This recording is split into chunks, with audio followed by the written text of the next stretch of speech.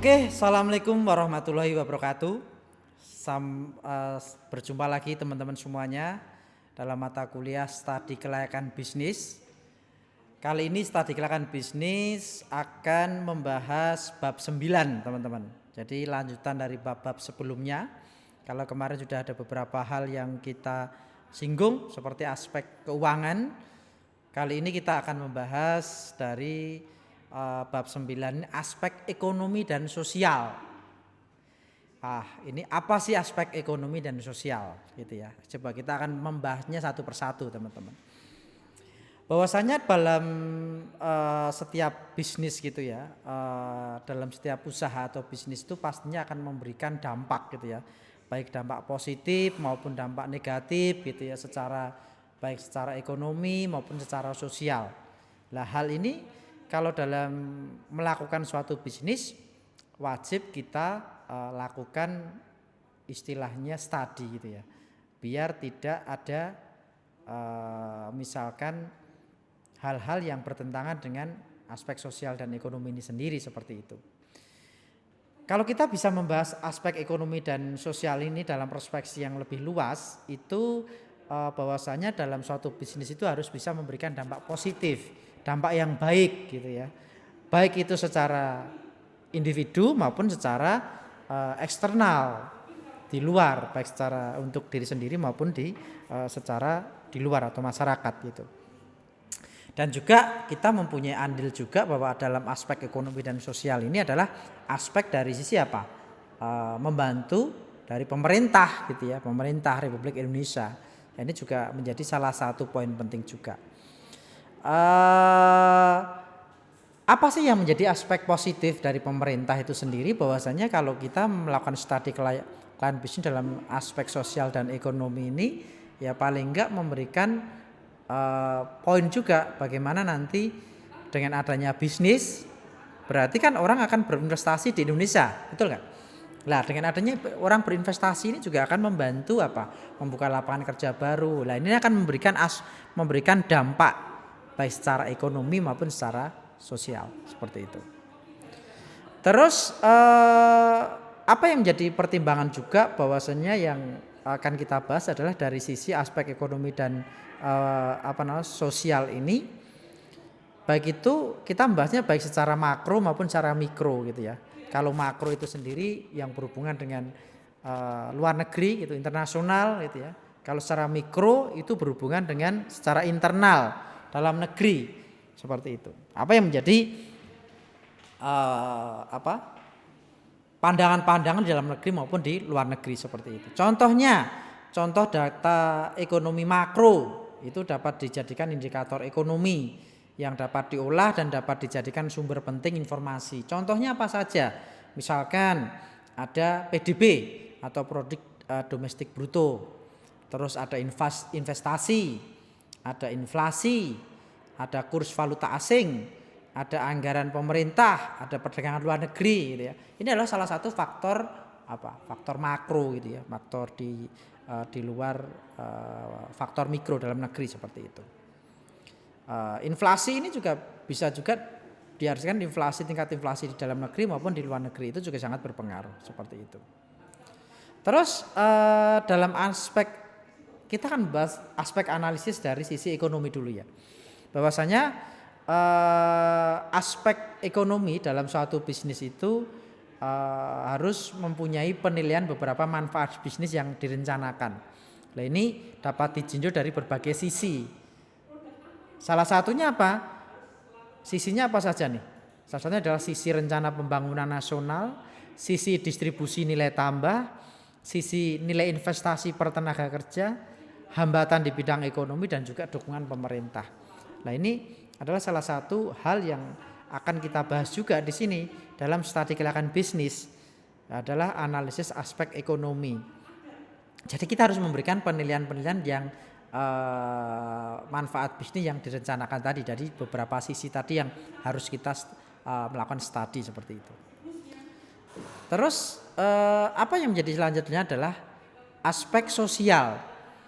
Bahwasannya dalam menjalankan bisnis ini perusahaan hendaknya itu memperhatikan keseimbangan kehidupan sosial gitu ya. Karena perusahaan itu hidup bersama dengan komponen-komponen yang berada dalam tatanan kehidupan yang pluralis dan kompleks. Sehingga perusahaan itu mempunyai tanggung jawab di lingkungan sekitar. Karena peran perusahaan itu salah satunya adalah perusahaan sebagai lembaga sosial, perusahaan sebagai perubahan kondisi ekonomi yang kompleks gitu ya. Terus juga perusahaan ini dalam masyarakat yang pluralistik. Artinya apa teman-teman? Bahwasanya peran sebuah perusahaan itu akan memberikan warna yang berbeda. Di sini sebagai lembaga sosial itu bahwa sebuah perusahaan itu juga harus memberikan dampak positif, memberikan dampak misalkan pendapatan di lingkungan sekitar menjadi naik. Nah, itu menjadi salah satu aspek sosial. Kalau makanya di perusahaan-perusahaan itu ada namanya CSR, dana CSR.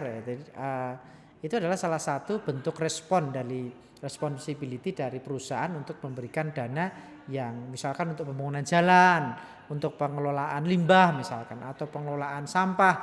Nah, itu adalah salah satu bentuk dari sosial dari perusahaan. Terus selain aspek sosial tadi, ada dampak atau investasi atau usaha dari aspek ekonomi. Apa saja yang dalam dampak kalau dalam perusahaan itu aspek ekonominya yang berdampak dalam kehidupan sehari-hari itu apa saja sih gitu ya. Kita harus memperhatikan ini dalam studi kelayakan bisnis harus ada. Misalkan meningkatkan ekonomi rumah tangga. Kenapa bisa hal seperti itu? Jadi kalau adanya perusahaan itu otomatis kan memberikan lapangan kerja baru, terus ada pendapatan peningkatan keluarga, terus perubahan pola nafkah gitu ya. Tersedianya jumlah ragam produk barang dan jasa, terbukanya kesempatan kerja bagi masyarakat yang sudah saya terangkan tadi di depan, tersedianya sarana dan prasarana. Ini meningkatkan rumah tangga otomatis. Nah, hal ini akan menjadi perhatian dalam dampak usaha dalam ekonomi. Secara otomatis pendapatan nanti salah pemerintah juga pendapatan per kapita menjadi naik gitu ya, akan memberikan dampak positif. Terus yang kedua itu adalah menggali dan mengatur dan menggunakan ekonomi dari sumber daya alam.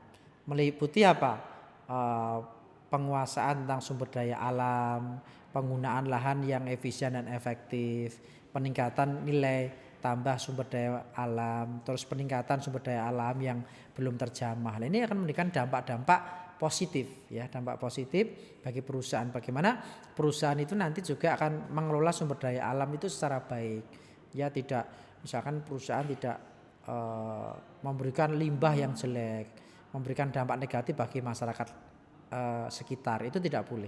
Ini makanya diperlu adanya studi kelayakan bisnis ini. Makanya dalam sebuah perusahaan biasanya akan harus ada tentang nanti AMDAL, itu analisis dampak lingkungan. Nah, itu wajib harus ada dalam sebuah perusahaan.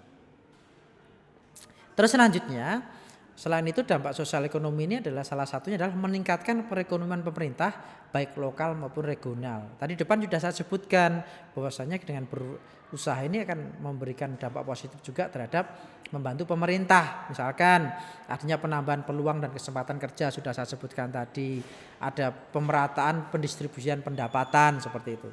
Terus ada mengurangi ketergantungan pada barang impor. Terus juga ada memperoleh pendapatan melalui pajak. Pemerintah juga akan memperoleh hal seperti ini. Pajak pun juga akan digunakan untuk siapa? Pajak akan digunakan juga untuk masyarakat, misalnya untuk pembangunan jalan, pembangunan apapun sarana dan prasarana yang digunakan untuk masyarakat juga. Terus dampak usaha dan investasi ini juga ada lagi, yaitu pengembangan wilayah.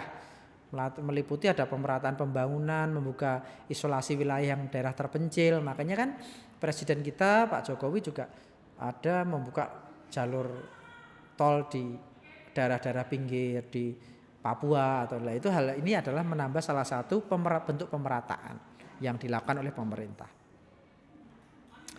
Terus dampak usaha atau investasi dari aspek sosial. Kalau tadi kita membahas tentang dari aspek ekonominya dampaknya, sekarang kita membahas tentang dari aspek sosialnya. Apa saja di sini? Adanya perubahan demografi yang pertama. Apa itu perubahan demografi? Ini ada perubahan struktur kependudukan, perubahan tingkat kepadatan penduduk, pertumbuhan penduduk, perubahan komposisi tenaga kerja. Nah, ini ada otomatis kan perubahan demografi ini orang akan Dulunya misalkan bekerjanya cuma banyak perusahaan-usaha itu di Jakarta, tapi adanya pemerataan sekarang sudah banyak daerah terpencil gitu ya, sudah ada orang udah mau berpindah tempat, fasilitas ada. Lah itu ini adalah salah satu bentuk dari aspek sosial. Terus adanya perubahan budaya yang meliputi terjadinya apa? Perubahan adat istiadat dan nilai moral gitu ya. Ini dalam artian apa? Perubahan budaya ini yang perubahan budaya yang lebih bagus, kinerja yang lebih bagus seperti itu. Perubahan peran atau sosial, adaptasi ekologis, persepsi masyarakat. Ini adalah salah satu dampak investasi dan bisnis dalam aspek sosial. Selanjutnya apa? Ini apa namanya? Kita akan membahas tentang peningkatan pendapatan nasional. Kalau boleh dibilang bahwasanya aspek ekonomi dan sosial ini secara otomatis dalam studi kelayakan bisnis juga akan memberikan apa? Peningkatan pendapatan nasional. Salah satunya ditinjau dari aspek ekonomi. Salah satunya itu kelayakan suatu usaha dapat dilihat dari apa? Kemampuan investasi tersebut dalam meningkatkan pendapatan nasional atau daerah. Bagaimana dalam suatu bisnis itu bisa memberikan dampak positif, peningkatan pendapatan nasional, pendapatan per kapita, lah itu penting sekali. Terus naiknya income per kapita gitu ya, masyarakat ini melalui peningkatan pendapatan yang seiring dengan tumbuhnya sektor ekonomi. Jadi secara otomatis itu akan beriringan ya. Kalau sektor ekonomi naik, otomatis pendapatan per kapita dari masyarakat juga akan mengalami kenaikan. Nah ini salah satu bentuk dari dampak dari ekonomi dan sosial gitu yang ada. Terus teman-teman di sini saya juga akan membahas tentang bagaimana cara menghitung pendapatan nasional. Nah ini mungkin hal yang harus kalian ketahui juga. Bahwa pendapatan nasional itu ada 3 pendekatan. Yang pertama adalah pendekatan produksi. Terus yang kedua adalah pendekatan pengeluaran. Yang ketiga adalah pendekatan pendapatan. Seperti itu.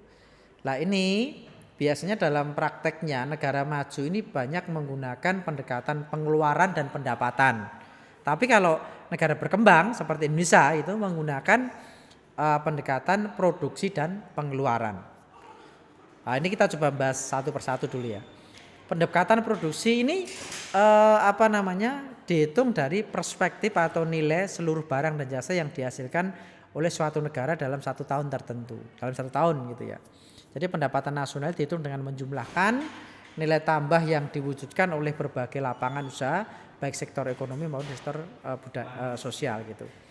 Nah, sektor ekonomi ini yang digunakan dalam menghitung apa saja?